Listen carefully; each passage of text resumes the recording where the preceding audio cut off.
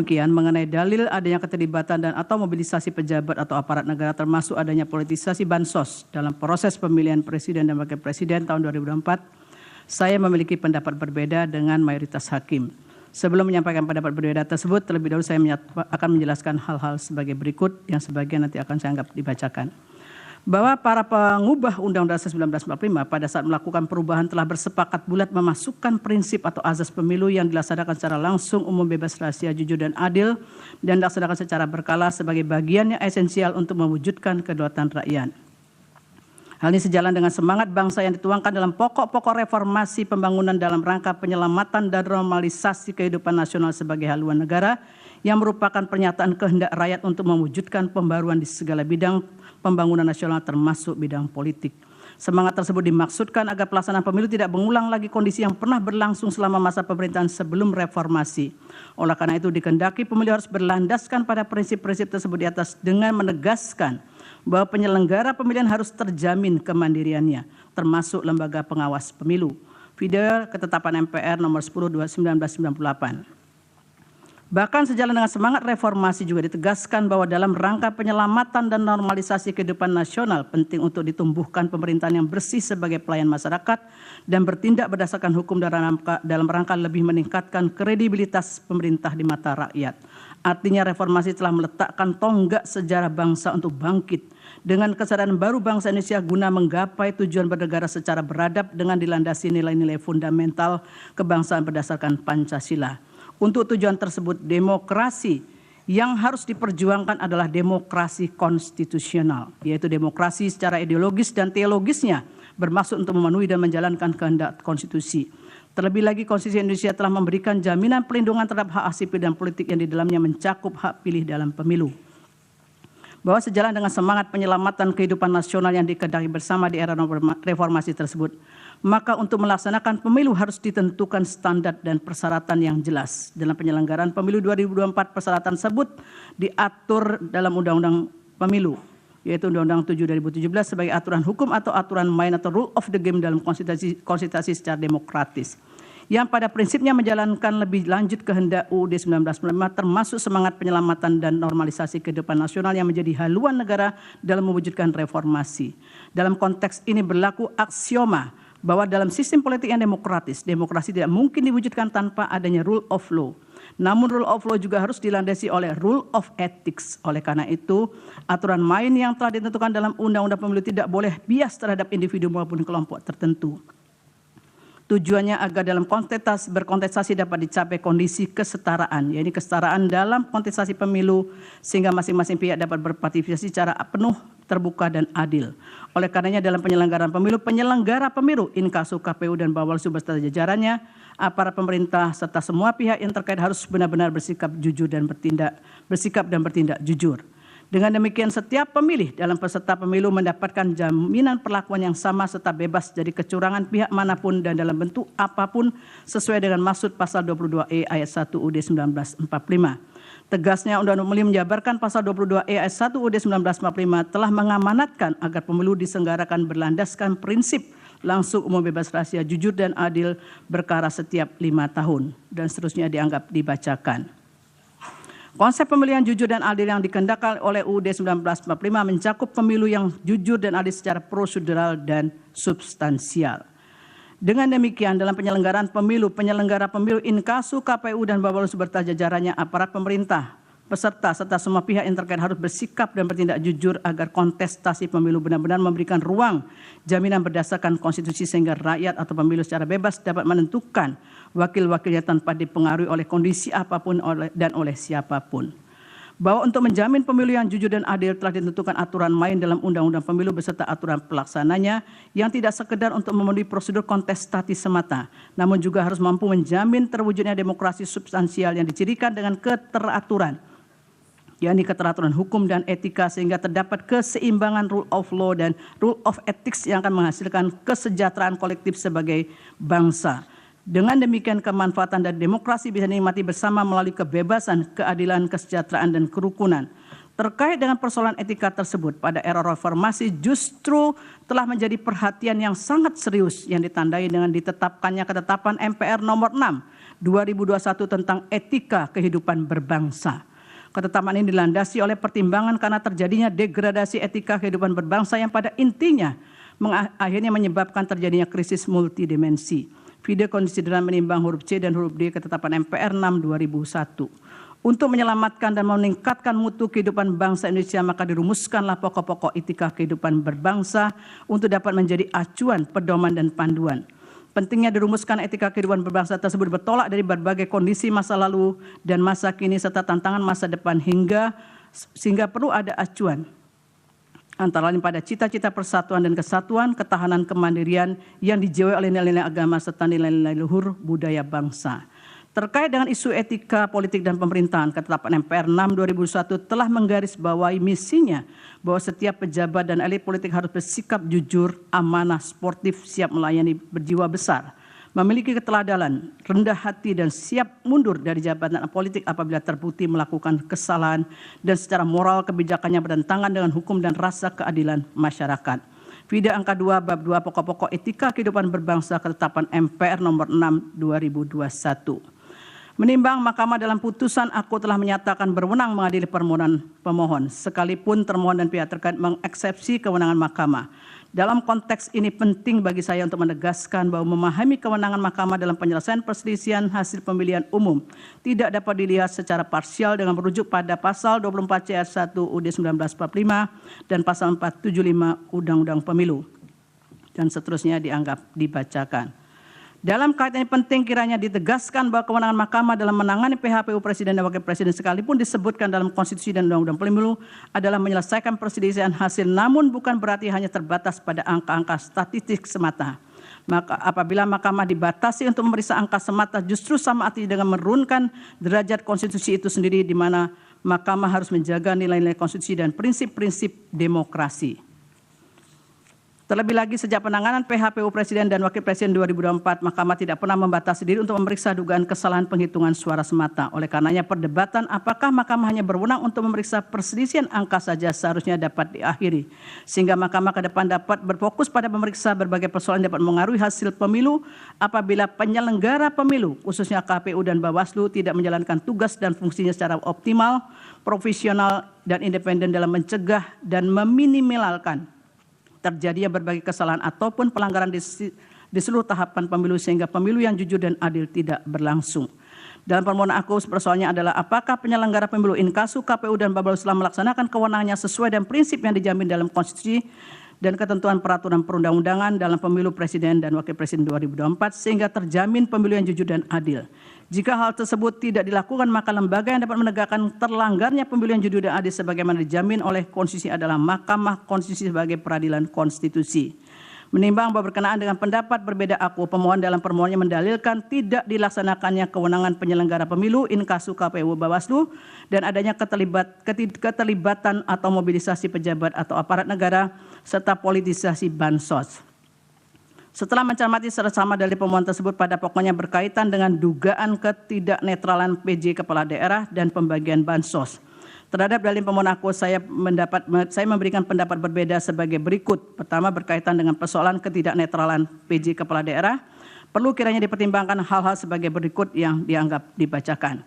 Berkaitan dengan pengisian PJ Kepala Daerah tidak boleh mengabaikan prinsip-prinsip demokrasi dan sekaligus memberikan jaminan bagi masyarakat bahwa mekanisme pengisian penjabat tersebut berlangsung secara terbuka, transparan, dan akuntabel untuk menghasilkan pemimpin yang kompeten serta berintegritas sebagaimana hal tersebut telah dipertimbangkan dalam putusan MK nomor 67/2021 yang dianggap dibacakan. Bahwa selanjutnya dalam proses pengisian PJ Kepala Daerah tersebut pula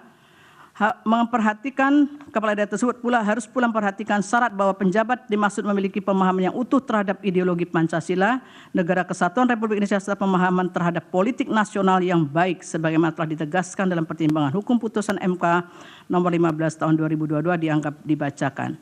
Bahwa berdasarkan kutipan pertimbangan hukum tersebut di atas, proses pengisian dan persyaratan PJ Kepala Daerah telah diatur dalam pasal 201 Undang-Undang 10 2016 dan ditegaskan pula oleh Mahkamah dalam pertimbangan hukum putusan-putusan di atas. Pada prinsipnya Mahkamah menegaskan perlu adanya kaidah dan ketentuan hukum yang memberikan pedoman dan batasan dalam pengangkatan PJ Kepala Daerah. Sebab sekalipun kedudukan PJ bersifat sementara di masa transisi, namun memegang peran strategis untuk ikut menjamin penyelenggaraan pemilu agar dapat berlangsung secara jujur dan adil. Oleh karena itu diperlukan PJ Kepala Daerah yang memiliki integritas dan pemahamannya utuh terhadap ideologi Pancasila, NKRI, serta pemahaman terhadap politik nasional yang baik. Bahwa dikarenakan sebagian besar PJ Kepala Daerah adalah ASN, maka harus tunduk pada Undang-Undang ASN. Dan seterusnya dibacakan. Di mana ASN harus bersikap netral dalam melaksanakan kebijakan menyelenggarakan pemerintahan di daerahnya masing-masing sebagaimana diatur dalam ketentuan pasal 9 Undang-Undang 5 2014 dibacakan. Dengan demikian dalam konteks jabatan PJ Kepala Daerah sebagai ASN, hal yang perlu digarisbawahi adalah pentingnya sikap netral yang harus dimiliki dan dijalankan oleh PJ Kepala Daerah dalam menjalankan kewenangannya terlebih lagi pada masa kampanye pemilu. Ketentuan hukum terkait dengan pengangkatan, syarat, serta tugas, wewenang, dan kewajiban yang melekat pada PJ Kepala Daerah sudah seharusnya dipatuhi dan dijalankan. Jika kemudian terdapat adanya dugaan PJ Kepala Daerah yang menunjukkan keberpihakan kepada pasangan calon tertentu, maka PJ Kepala Daerah tersebut telah melanggar hukum dan konstitusi dalam mewujudkan pemilu yang jujur, adil, dan berintegritas. Bahwa terkait dengan netralitas ASN adalah benar, Bawaslu secara formal telah melakukan tindakan pencegahan dengan surat Ketua Bawaslu nomor 779 dan seterusnya 2023 dan surat Ketua Bawaslu nomor 810 dan seterusnya 2023 bertanggal 12 November 2023. Surat tersebut pada pokoknya berisi himbauan netralitas pegawai ASN, kampanye oleh pejabat, dan seterusnya. Persoalannya adalah bagaimana jika surat Bawaslu tersebut diabaikan dalam penyelenggaraan pemilu presiden dan wakil presiden 2024 sebagaimana yang terjadi di beberapa daerah. Bahwa sebelum menjelaskan persoalan yang terjadi di beberapa daerah tersebut, penting bagi saya menegaskan terlebih dahulu bahwa dikarenakan permohonan perkara nomor 1 2024 dan perkara nomor 2 2024 pada pokoknya mendalilkan hal yang sama dan terhadap objek permohonan yang sama, yakni berkaitan dengan keputusan KPU 360 2024 dan seterusnya, maka dalam menguraikan persoalan yang terdapat di beberapa daerah tersebut diintegrasikan antara perkara nomor 1 2024 dan perkara nomor 2 2024 dengan menunjukkan pada buktinya masing-masing di mana dalam penjelasannya dapat saling melengkapi. Selanjutnya, beberapa daerah yang didalilkan adanya ketidaknetralan PJ Kepala Daerah tersebut termasuk di dalamnya terkait dengan ketidaknetralan pejabat dan aparat negara adalah sebagai berikut, yaitu 1 di Kalimantan Barat, bahwa dalam permohonannya pemohon mendalilkan mengenai ketidaknetralan PJ Kepala Daerah pejabat negara aparatur negara di Provinsi Kalimantan Barat pada masa pemilu 2004 sebagai berikut, huruf A, B, dan seterusnya dibacakan.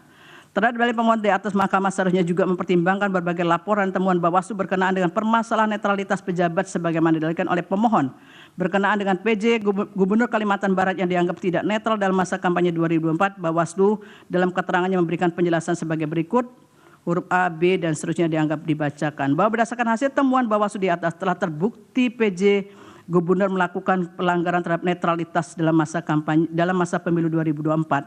Oleh karena itu Bawaslu meneruskan kasus tersebut kepada KASN untuk menindaklanjuti sesuai dengan peraturan perundang-undangan yang berlaku. Adanya indikasi kuat pelanggaran yang telah dilakukan PJ Gubernur Kalimantan Barat, namun tidak terdapat kejelasan proses penegakan hukum atas pelanggaran tersebut menyebabkan pemilu yang jujur dan adil berintegritas telah tercederai karena adanya keberpihakan kepada salah satu pasangan calon presiden pada pemilu 2024. Kemudian yang kedua adalah Jawa Tengah.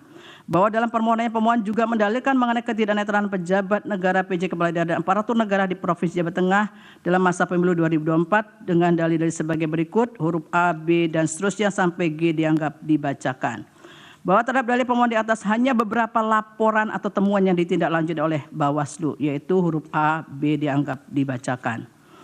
Bahwa berdasarkan hasil pemeriksaan Bawaslu di atas terhadap laporan terkait dengan adanya menyambutan oleh PJ Gubernur Jawa Tengah kepada salah satu pasangan calon dan penggunaan warna baju biru yang mirip dengan tim kampanye nasional Prabowo Gibran, Bawaslu menyimpulkan bahwa laporan tersebut memenuhi syarat formil namun tidak memenuhi syarat material dan tidak diregistrasi. Dalam konteks ini, oleh karena Bawaslu menyatakan laporan tidak memenuhi syarat material untuk diperiksa lebih lanjut, maka masih terdapat permasalahan berkenaan dengan netralitas PJ Gubernur Jawa Tengah. Selanjutnya, terlepas dari Bawaslu telah melaksanakan tugas pengawasan melalui penelusuran dan hasilnya dinyatakan tidak terbukti terdapat pelanggaran, namun hasil penelusuran tersebut tidak cukup meyakinkan bahwa PJ Gubernur telah bersikap netral, apalagi Bawaslu tidak bersungguh-sungguh untuk menindaklanjuti laporan tersebut.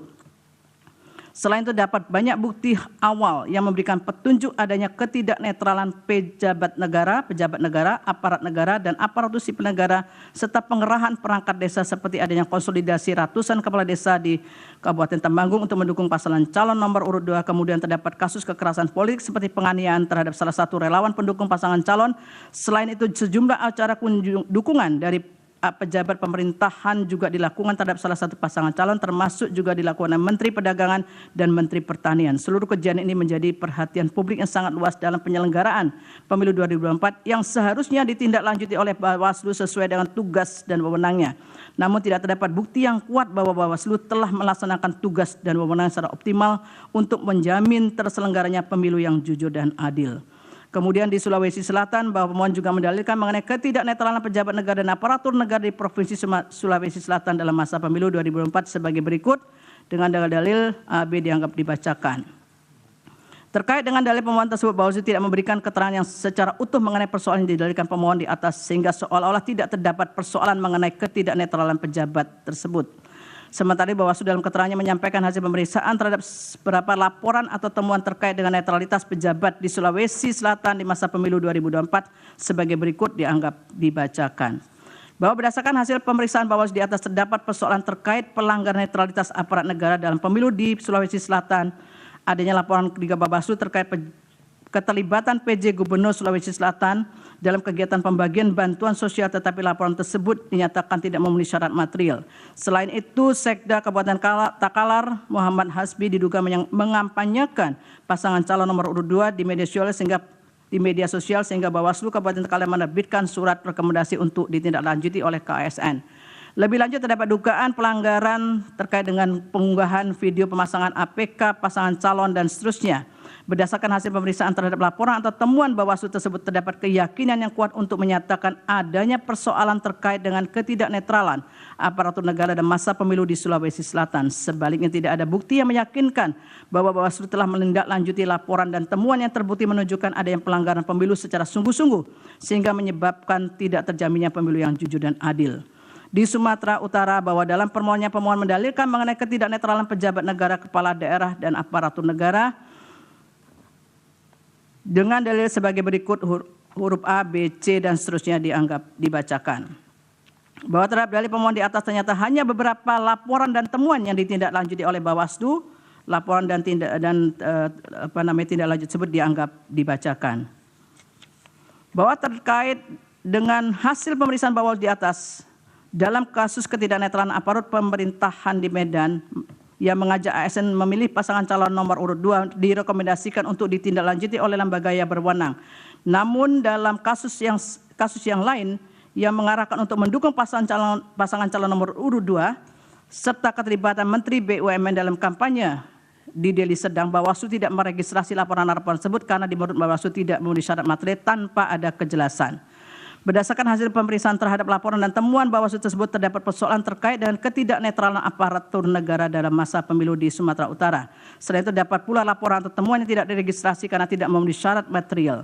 Padahal beberapa kejadian tersebut menjadi perhatian publik yang sangat luas di masa pemilu Presiden dan Wakil Presiden 2024 yang seharusnya ditindaklanjuti oleh Bawaslu agar dapat menjamin pemilu berlangsung secara jujur dan adil, juga pemilu yang berintegritas. Bahwa selanjutnya pemohon mendalilkan telah terjadi politisasi pemberian bansos selama pemilu Presiden dan Wakil Presiden 2024 yang menurut pemohon bertujuan untuk memenangkan pasangan calon nomor urut 2. Berkenaan dengan dalil pemohon aku, ketentuan pasal 34 Undang-Undang Dasar 1945 pada pokoknya telah mengatur mengenai jaminan bagi negara jaminan bagi fakir miskin dan anak terlantar dipelihara negara, dan negara berkewajiban untuk memberdayakan masyarakat yang lemah serta tidak mampu sesuai dengan martabat kemanusiaan. Selanjutnya, dalam Undang-Undang 19/2003 tentang APBN tidak secara eksplisit mengatur anggaran untuk program bantuan sosial. Jika merujuk pada ketentuan pasal 8 ayat 2 Undang-Undang APBN hanya dinyatakan anggaran belanja pemerintah pusat dikelompokkan atas beberapa pengelompokan. Berdasarkan penjelasan pasal 8 ayat 2 huruf A angka 11 Undang-Undang 19/2003 tentang APBN tersebut disebutkan bahwa fungsi perlindungan sosial merupakan belanja pemerintah pusat yang berdaya guna dalam memberikan pelayanan sosial, jaminan sosial, pemberdayaan sosial, dan seterusnya dari kemungkinan terjadinya risiko sosial. Bahwa berkenaan dengan APBN 2024 dengan total belanja mencapai 3.000 triliun lebih, di dalamnya terdapat belanja untuk perlindungan sosial sebesar 496,8 triliun yang berfungsi untuk stabilisasi dan mendukung penghapusan kemiskinan. Dalam kaitan ini, oleh karena pengelolaan APBN yang bersifat dinamis tersebut dilakukan melalui penyesuaian, salah satunya adalah melalui proses automatic adjustment. Dalam kaitan ini juga ditanyakan kepada Menteri Keuangan di dalam persidangan bahwa berkaitan dengan automatic adjustment sudah dilakukan sejak APBN 2022 dan selalu dilakukan pada awal tahun. Namun pertanyaannya, apakah automatic adjustment tersebut dipakai untuk membiayai bansos? Dan Menteri Keuangan menyatakan bahwa automatic adjustment tidak dipakai untuk membiayai bansos. Timbullah persoalan yang dipersoalkan pemohon, yaitu alokasi dana kunjungan Presiden dan bansos yang dilakukan tersebut berasal dari dana yang mana. Dalam kaitan inilah kemudian Menteri Keuangan dalam persidangan menyatakan bahwa bantuan kemasyarakatan tersebut bukan merupakan bagian dari perlinsos yang digunakan oleh Presiden terkait dengan bansos tersebut. Namun anggaran untuk kunjungan Presiden, anggaran untuk bantuan kemasyarakatan tersebut berasal dari dana operasional Presiden atau DOP yang berasal dari APBN. DOP tersebut diatur oleh PMK 48/2008 yang sebagaimana telah diubah oleh PMK 106/2008. Sementara itu dana kemasyarakatan Presiden diatur dalam Peraturan Menteri Sekretaris Negara Nomor 2 Tahun 2020. Adapun kegiatan yang bisa dicakup dalam dana kemasyarakatan Presiden dan Wakil Presiden dalam hal ini adalah kegiatan keagamaan, pendidikan, sosial, ekonomi, dan seterusnya. Bantuan tersebut bisa diberikan dalam bentuk barang maupun uang. Berdasarkan fakta yang terungkap dalam persidangan, terlihat bahwa realisasi anggaran DOP tidak pernah mencapai 100% dari jumlah yang dialokasikan pada setiap tahunnya. Meskipun demikian, anggaran untuk DOP terus meningkat dari tahun ke tahun. Hal ini yang kemudian memunculkan persepsi yang mengarah pada penggunaan DOP untuk bantuan kemasyarakatan dengan tujuan politik menjelang pemilu Presiden dan Wakil Presiden 2024. Terlebih lagi sebagaimana fakta hukum di persidangan bahwa menjelang pemilu pola kunjungan Presiden ke beberapa daerah semakin meningkat sehingga memunculkan pertanyaan pemohon mengenai maksud kunjungan tersebut menjelang pemilu 2024. Dalam kaitan ini secara normatif, Undang-Undang Pemilu memang memberikan hak kepada Presiden, Wakil Presiden, dan Menteri untuk terlibat dalam kampanye sebagaimana ketentuan pasal 281 ayat 1 Undang-Undang Pemilu yang menyatakan kampanye pemilu yang mengikut sertakan Presiden, Wakil Presiden, Menteri, Gubernur, Wakil Gubernur, Bupati, dan seterusnya harus memenuhi ketentuan, yaitu 1. Tidak menggunakan fasilitas dalam jabatannya kecuali ada fasilitas pengamanan bagi pejabat negara sebagaimana diatur dalam ketentuan peraturan perundangan, dan B. Menjalani cuti di luar tanggungan negara. Syarat tersebut pada prinsip bersifat kumulatif. Selain itu terdapat pula beberapa ketentuan lain dalam Undang-Undang Pemilu yang juga mengatur kampanye bagi Presiden, yaitu pasal 305 dan seterusnya dianggap dibacakan. Terdapat pula ketentuan dalam pasal 304 yang juga mengatur tentang pelaksanaan kampanye mengenai larangan dalam pelaksanaan kampanye yang dianggap dibacakan. Bahwa berdasarkan ketentuan-ketentuan di atas, meskipun secara normatif Presiden dan Wakil Presiden memiliki hak untuk terlibat dalam kampanye dan tidak ada ketentuan larangan bagi Presiden memberikan bansos, namun dengan adanya pemberian bansos menjelang pemilu dan di masa kampanye, maka dalam batas penalaran yang wajar, hal tersebut tentu berdampak pada para peserta pemilihan karena adanya ketidaksetaraan. Di antara faktor yang mendukung keadaan ini adalah adanya celah hukum yang ada pada aturan pemilu yang tidak jelas yang kemudian dimanfaatkan. Pada titik inilah etika memainkan peran penting agar tidak memanfaatkan celah kekosongan aturan hukum. Sebab dampak dukungan yang ditampilkan oleh pemberi bansos yang berkaitan erat dengan salah satu peserta pemilihan akan menyebabkan ketidaksetaraan peserta dalam kontestasi perebutan suara rakyat. Padahal salah satu bentuk perwujudan prinsip adil dalam pemilu adalah adanya upaya agar para peserta pemilu berada pada posisi yang setara. Terlebih terdapat indikasi dukungan yang jelas terhadap salah satu pasangan calon, maka hal demikian dapat dianggap sebagai tindakan yang tidak netral dan memberikan keuntungan signifikan bagi pasangan tersebut. Hal ini menjadi semakin rumit mengingat sulitnya memisahkan antara fasilitas negara dan kepentingan politik personal. Dalam konteks inilah penting kembali diingat maksud ditetapkannya ketetapan MPR nomor 6 2001 tentang etika kehidupan berbangsa di era awal reformasi sebagaimana telah diuraikan di atas, yang harus menjadi arahan, pedoman, panduan mewujudkan nilai-nilai luhur budaya bangsa. Oleh karena itu, sekalipun tidak ada larangan pemberian bansos dengan menggunakan DOP, namun sejalan dengan makna etika kehidupan berbangsa, penting untuk dilaksanakan secara bijaksana demi menjamin pemilu yang jujur dan adil sebagaimana dijamin oleh Undang-Undang Dasar 1945. Dengan mengutip pandangan Andre Strack sebagaimana dianggap dibacakan, oleh karena itu, seorang pemimpin diwajibkan memahami dan menerapkan pentingnya integritas dan tanggung jawab dalam memegang kekuasaan publik, serta perlunya menjaga pemisahan yang jelas antara kepentingan pribadi dan kepentingan publik demi menjaga persatuan dan kesatuan bangsa. Terlebih dalam konteks penggunaan DOP yang berasal dari APBN untuk bantuan kemasyarakatan menjelang pemilu 2024 tidak dapat dihindari adanya tujuan politik yang memiliki pengaruh sangat kuat sehingga prinsip pemilu yang dijamin oleh konstitusi menjadi tidak sepenuhnya dapat diwujudkan. Menimbang bahwa berdasarkan seluruh uraian pertimbangan hukum di atas, dalil pemohon beralasan menurut hukum untuk sebagian tidak sebagaimana yang dimohonkan pemohon dalam petitumnya.